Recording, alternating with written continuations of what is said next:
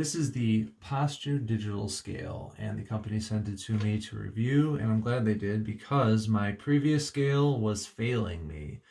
There's a lot of things I didn't like about it, but this company has a very thoughtful approach to their design, which I'm going to explain to you right now. For one, when you hold it, you can tell that it's very durable. This is made out of tempered glass, and when you turn it around to the back, these bars are actually helping with stability. I know that maybe isn't super obvious right off the bat, but they're connecting to these little swiveling legs. So if you're on slightly uneven grounds, you're going to get an accurate reading still. So that kind of counteracts that. I'm going to go ahead and weigh myself on a couple different areas of the house so you can see what I mean. So I just went ahead and tapped it with my foot to initiate it. I'm going to step on it and let's see where we're at. We're at 184.5.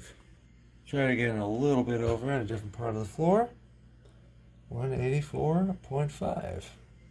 I know this seems like a silly thing to do, but my last scale was having this very problem where I could move it throughout the house and I was getting dramatically different results. And well, that's not helpful for a scale. Overall, I would give this scale a pretty high score because its thoughtful design makes it so that it's going to be properly calibrated, right? I know that I weigh about the amount that it showed on there, with me holding my phone and wearing a hoodie.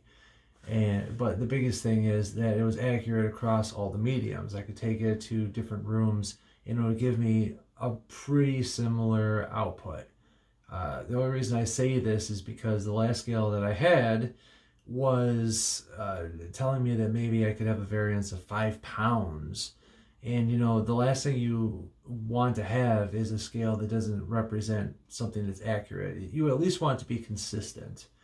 And I feel confident with this one because, I tested in a couple of different situations and, on really uneven surfaces, it's going to give you a really weird skewed thing. But, you're supposed to find a relatively flat surface. But with those different feet that pivot around, it's going to give you a little bit of variance. It's not that big of a deal. So overall, I would say this is definitely something you might want to get if you're trying to find a reliable scale.